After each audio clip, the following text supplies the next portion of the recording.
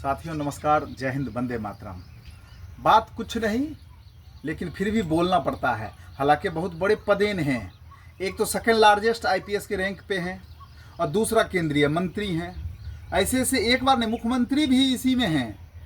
बिहार में दुर्गति यात्रा के दौरान मुख्यमंत्री जी ने कहा था कि लड़कियां पहले कपड़े नहीं पहनती। उससे पहले सदन में तो कितना शर्मनाक बयान मुख्यमंत्री दिए थे कि जो है औरत के मान सम्मान का ख्याल नहीं रखे। अभी माननीय केंद्रीय मंत्री राजीव रंजन उर्फ ललन सिंह जो हैं, उन्होंने कहा कि आपसी रंजिश में अगर कोई किसी की हत्या कर देता है तो वह क्राइम नहीं है। साथियों, यह सुनकर के बहुत शर्म आया। आखिर किसी न किसी हत्या में तो रंजिश की तो भावना होती ही है। आपसी रंजिश ही होता है। जमीनी विवाद हो तो भी आपसी रंजिश, पैसे का बंटवारा हो तो भी आपसी रंजिश है, तो रंजिश ही, तो वो क्राइम नहीं होता। राजो बाबू की हत्या दुनिया जानती है कि सांसद राजो बाबू की हत्या कौन कराया, कैसे कराया, वो भी तो रंजिश ही था। कहने का मतलब है, जब रंजिश ही है आपसी हत्या, तो फिर पुलिस और न्यायालय किस लिए? ए ललन बाबू, आप सुन रहे हैं? अरे जनता को इतना बुर्बक माना। एक तो बिहारी लोग होते ही बुर्बक है। मैं भी बिहारी हूँ, बहुत बुर्बक हूँ, बहुत बेवकूफ़ हूँ कि ऐसे नालायक राजनेताओं को फिर जाकर के वोट दे देते हैं, दबा देते हैं। बिहार को बदलने के लिए ऐसे नालायकों को दरकिनार करना पड़ेगा जो ये कह दे कि हत्या तो आपसी रंजिश है, क्राइम थोड़ी है। अब देखिए, मैं सेकंड लार्जेस्ट आईपीएस के पद की बात कर रहा हूँ। एडीजी हैं कुंदन कृष्णन, बड़े खूंखार आईपीएस में गिनती आते थे जब ये जिला के एसपी होते थे तो, हैं? उससे पूर्व गुप्तेश्वर पांडे डीजीपी रह चुके हैं। आज तक हमने नहीं देखा था किसी ऑफिस में नमाज पढ़ते हुए।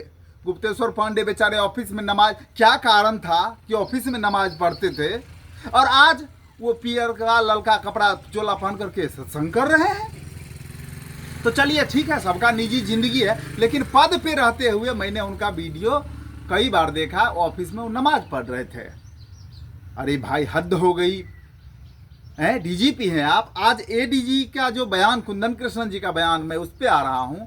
मतलब क्या कहें, ये मानसिक रूप से कहीं दिवालियेपन का लोग शिकार हो जाते हैं क्या? इतने बड़े पद हैं और कह दिए कि अप्रैल मई जून में तो क्राइम बढ़ता ही है, किसान को कोई काम नहीं होता। ए सर, कौन एडीजी बना, कौन आईपीएस बना दिया आपको? आप तमिलनाडु के हैं ना? इसलिए बिहार को बदनाम करने की, क्योंकि बिहार में तो सत्ता शासन देख ही रहे हैं कितना घटिया है। कोई चिलम पी करके कुछ बोल रहा है, कोई गांजा पी के कुछ बोल रहा है, कोई दारू पी के कुछ बोल रहा है, कोई कुछ बयानबाजी हो रही है। कोई कह देगा सैनिकों का काम है मरना, तो उसके लिए शोक क्या बात करना। इस ढंग से जो है आप कह रहे हैं कि किसान को कोई काम नहीं होता है, इसलिए जो है ये क्राइम बढ़ गया। अरे किसान, छात्र, नौजवान, मजदूर किसी भी राज्य और किसी भी देश का बैकबोन होता है, रीढ़।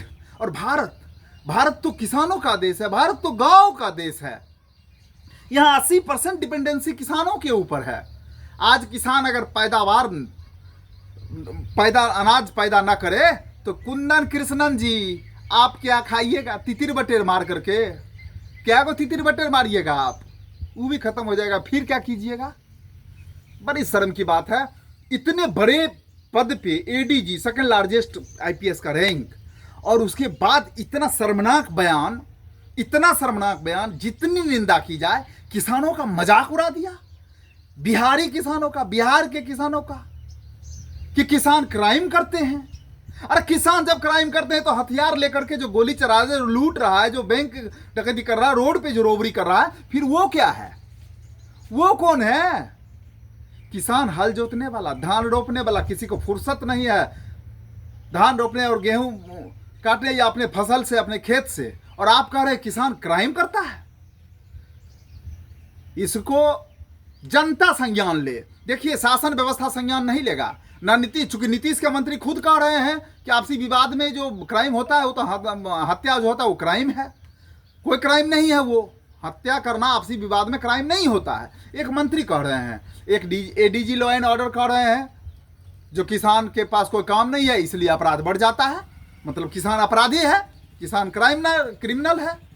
इस ढंग की बात आप बिहार की जनता को सोचना है, क्योंकि ये तो एक सत्ता के हनक वाले लोग हैं, दूसरा आईपीएस हैं हनक वाले, तो आप तो कुछ कर नहीं सकते। लेकिन जनता के पास एक चाबी है, जो 5 साल में वो चाबी घुमाने का पूरा मौका आता है जनता के पास। तो जनता बिहार बदलाव करे।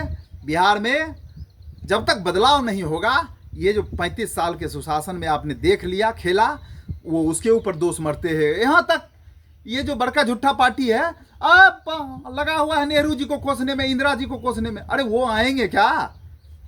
कांग्रेस ने गलती किया तो तुमको सत्ता दिया और तुम क्या कर रहे हो? इसलिए बिहार बदलना जरूरी है। और ऐसे पदाधिकारी और ऐसे मंत्री का माकूल जवाब जनता दे सकती है। जनता के पास पावर है और अभी आगामी नवंबर में चुनाव है बिहार में, तो बिहार बदलने की हनक बिहार के जनता के ऊपर है। नहीं तो ऐसे ही मंत्री कहते रहेंगे कि आपसी विवाद में हत्या कोई क्राइम नहीं है, और एडीजी लॉ एंड ऑर्डर ऐसे ऐसे डीजीपी बनेंगे, कोई नमाज पढ़ेंगे मस्जिद ऑफिस में जाकर के, कोई कहेंगे कुछ, कोई कहेंगे किसान क्रिमिनल होता है, किसान क्राइम करता है। इन्हीं चंद शब्दों के साथ मैं बिहार की जनता से अपील करता हूं कि बिहार बदलाव में आप अपनी महती भूमिका निभाएं। जय हिंद, जय भारत, वंदे मातरम।